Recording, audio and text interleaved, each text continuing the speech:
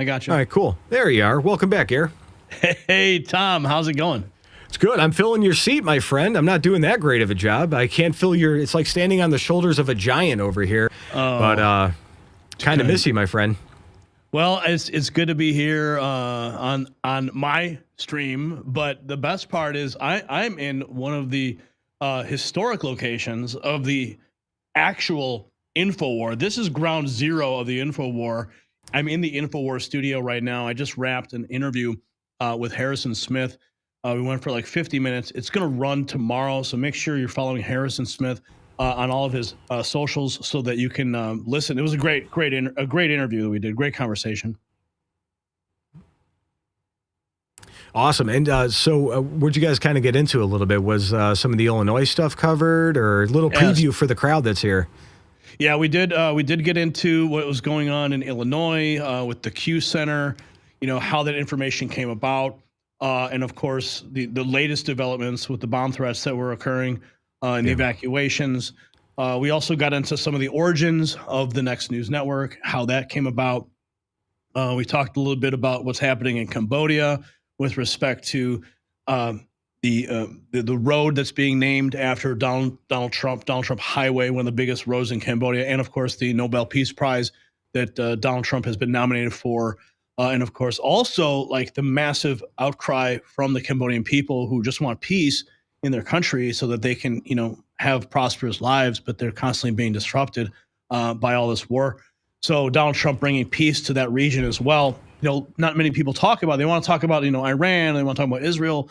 But a lot of times, smaller nations, they don't get the coverage that they deserve. But that's, one of the reasons why Next News Network exists, to kind of shine a light in the corners of the world that deserve it, and for you to be helping out and, holding down the fort while we're en route to the Ron Paul celebration on Saturday, it's all part of the puzzle. We also talked about, going to the White House and what the experience is like there. I mean, you're a White House correspondent for Next News, so you've been there, you've felt it, you've seen it. So we got into some of the stories about what happens behind the scenes and, the competitive nature of just being at the White House itself. It's all jockeying for your positions and trying to get to the door first, and who's in line and where you're going and who's here and who's there, and like, if then pool comes through and you're trying to run through. I wanted to parry on something you said, that Donald Trump treats world peace kind of like how he treats the voters in the United States. He doesn't forget about the little guy. He's not forgetting about the truck drivers. He doesn't forget about the people that are living on overtime wages. He's not forgetting about anybody. That's why he's trying to raise everybody up through whatever means he can. And now he's doing that in the world, like Cambodia and Thailand. I didn't know that was even a factor. Nobody knew that was happening. Nobody knew what was happening in Africa with some of those other countries. It was a 30-year war. Nobody cared because there's no economic development down there. Trump's like, nope, you guys are stopping this right now. And then he gave them both really good trade deals and said, you can't trade with the U.S. unless you guys stop killing millions of people and committing genocide. And he goes and ends that. And where's all the credit? He's treating the world like he treats our voters. It's so incredible to see this happen. Yeah, it's amazing. President Trump sees where the problems are, and he goes and tries to fix it. And leveraging trade deals for peace is an amazing lever. And with respect to what's happening in Cambodia, we just posted on X an exclusive that you just broadcast on the channel. Everyone's seeing it for the first time. Thank you for presenting that today. But we also posted a version specifically translated into the Cambodian language, and it was a message directly to the Cambodian people. And I just checked on Facebook right now. I mean, this is unheard of for my content on Facebook. 182,000 views, 423 comments, 3,600 shares. I mean, listen, this is me. Franchi, next Next News Network. Yeah, so I mean, we converted my voice into the native Cambodian language, and it's going viral all over Cambodia right now. I mean, that's so incredible. Yeah, so we're getting word that the Prime Minister has actually seen the reporting we've done. He's super excited. So, these are all great positive things President Trump is doing for not just the United States, but for the world.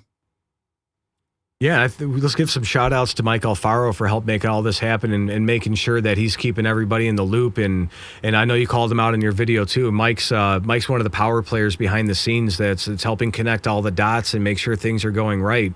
And it's just an honor to help fill in for you, Gary, and be here. You know, I'm just happy to do it. It's a good time. We've been friends forever, and it's my first time being out here. So I'm trying not to mess up too bad for you. Well, I mean, I'm getting messages from people, and they're saying that Tom's doing an amazing job. So give yourself some credit. You know what you're doing. You're doing a great job. Everybody loves you. I love you. The people love you. And, you know, this is only the beginning, especially if I end up in Cambodia. The people are going to see a lot more of you very soon. So there may be something in the works on a media peace amplification mission. We're still trying to iron out some of those details. I don't want to give away too much, but that might just be happening. I think that would be an incredibly fun trip to see that actually work out. And wow, just look back at the journey. You're talking about the journey with over at the AJ studio over the last 10 years. Would you have ever considered that White House news coverage and this and that and prime ministers and all of the things that have happened over the last few years? It's just such an incredible journey to have that. I'm sorry to go in and interview you on your own deal, but it's just people don't get the anxiety. And like I've known Gary for years, and he starts at 9 a.m. He's working on thumbnails, headlines, titles, and 2 o'clock in the morning I'll get a text and he's still doing something, sleeps 3 hours, gets up, he eats, breathes, and sleeps this to get you guys the news and do this stuff. It's a huge thing. Everybody sees the polished, finished videos. They don't see everything that goes into it and how much work and where you went and where Brian was years ago and to see it come into fruition and have White House credentials now. It's insane. Yeah. It's so cool. Yeah. No, 10 years ago, I would have told you you're crazy. I mean, 2 years ago, I would have told you you're crazy, you know, to consider being at the White House. I mean, 2 years ago, I was, you know, selling off personal assets just to keep the channel going because of demonetization. We were on our deathbed and like suddenly, you know, God lifted us out of that moment, you know, with whistleblowers coming forward and testimony in Texas, and suddenly Google returns the channel and remonetizes us. Now we have White House credentials, and you know we're going to NATO. We're covering the summit that's taking place there, you know, and then you've got potentially Cambodia on the table next. You know, this is only the beginning of a great journey, and I'm just, you know, glad that you're here working and making it happen, you know, along like this whole path. So, Tom, I'm gonna let you get back to the show.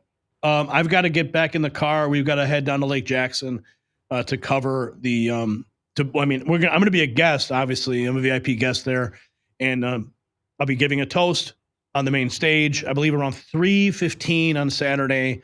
So I'm really looking forward to that moment. I'll be streaming it live. I'll be cutting in as I can. I want to be sensitive because there's going to be 2 streams going on. There's going to be the main stage and the VIP room.